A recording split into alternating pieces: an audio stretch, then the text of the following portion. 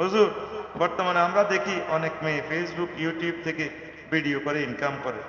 ইসলামে এটা কতটুকু জায়েজ? তার কণ্ঠপর্দা, তার দেহপর্দা জায়েজ হবে না। সিনেমা জিডি করতেছে আর আফারা মারি লিব তো। ফেরেশতারা শুধু কবর ভিডিওটা দেখে, আপু তুমি আমি না খুব সুন্দর লাগে, আমি এস লিখেছি, ভাই এস লিখেছি কি আঙ্গ ফেরেশতা করে বাইকত আগা আলাইবা আগায়, কথা ঠিক কিনা? ওলানে মানা করছে এস দ্বারা হয়তো হযরত শেখ সাদিকে বোঝানো হয়েছে। এটি ফেসবুক শরীফে দেই আর কি, এটা করি মানে। আল্লাহ মুসলিম মেয়েগুলার তুমি হেদায়েত করো। তোমার রিজিকের জামিনদার তো তোমার হাজবেন্ড, বিয়ে বইতো দরকার শহীদ জীব বই। ওই ফেসবুক শরীফে ইনকাম শুরু করে দিছে।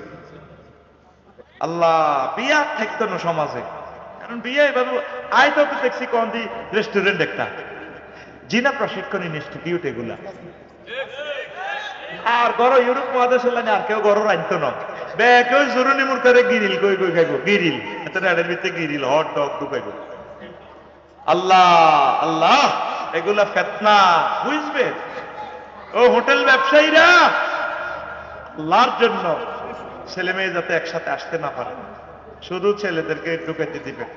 আর যদি পরিবার ছেলে মেয়ে নিয়ে আসে